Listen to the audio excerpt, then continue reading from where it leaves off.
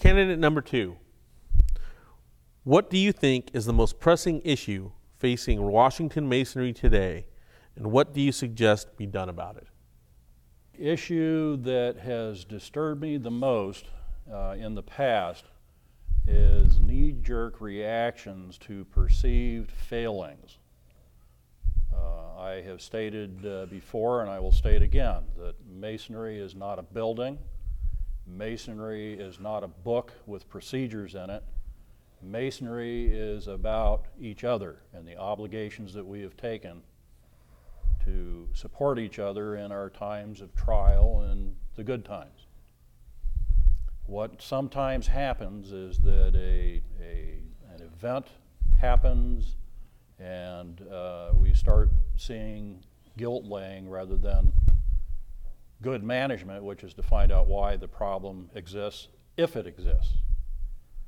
So it's more an attitude change and just a re-emphasis on our obligations to each other to remember that we are in fact fraternal brothers and that we took obligations to support each other, and those obligations are pretty broad and pretty specific at the same time. So what I would like to see is a continuing re-emphasis on how we as Masonic brethren are to treat each other based on the personal obligations that we took when we became Masons and as we proceeded through the degrees. If we do that, a lot of the problems that we've seen, I think, will be alleviated, or at the very least will take a different tone, a different flavor. And instead of condemnation, we'll get the whispering counsel in our brother's ear to help them correct and defend their reputations. Could you repeat the question, please? Yes. Candidate number 3. What do you think is the most pressing issue facing Washington Masonry today? What do you suggest be done about it? Well, overall, I think the most pressing issue that we can fix, it has to do with how we conduct ourselves generally. And by that I mean what we do in our meetings. Let me kind of back up and explain. There's a movement throughout Masonry in North America and even around the world called strict observance.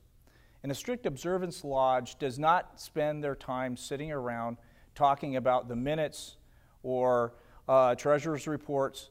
And the fact of the matter is that to get young professional men to come to lodge, they do that at work. I don't need another job. You don't need another job. Strict observance lodges do that, but then they also have a lot of Masonic education. They present papers. They talk about doing what we should be doing in Masonry, which is how to improve ourselves. How do we become better men? How do we become better fathers and better sons? I think that what's happened is that over the period of the post-World War II generation, there were so many guys coming in the lodge that basically the business of the lodge became just a huge management issue because you had degrees going on constantly. You had a lot of people coming in the lodge, which isn't the case anymore. We have to add more essential value to every brother who comes through the door, every candidate and every existing brother. All the talk of retention, all the talk of membership isn't going to do one thing if we're not providing something that's unique and valuable to every Mason. From a Grand Lodge perspective, I would say that as a potential future Grand Master, that would mean that if somebody came to me and they wanted to charter a new lodge with this type of format under a strict observance type of format, I definitely would be open to it, and I'd definitely be looking at giving those brothers dispensation to do that. Candidate number 1, same question. I think the biggest problem we have right now that is facing the fraternity is the unfavorable publicity that's being put out about some of the problems that we're having. And one of the biggest problems right now that we're facing is fraud and misuse of the financial funds that the lodges have and that the temple boards have. There is really no accountability to ensure that audits are being done. And right now, this is a problem. And our Grand Master has taken a step to try to stem the tide on this. We've had numerous trials because of fraud and abuse.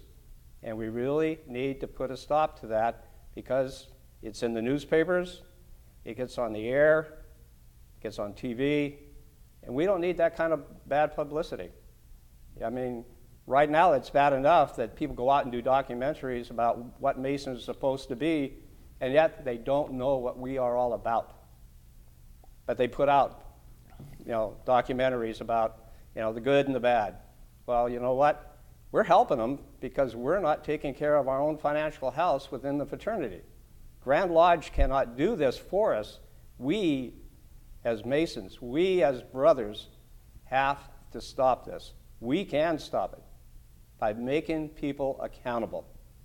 Accountable for their actions, because when you fraud your brother, you're breaking our Masonic code.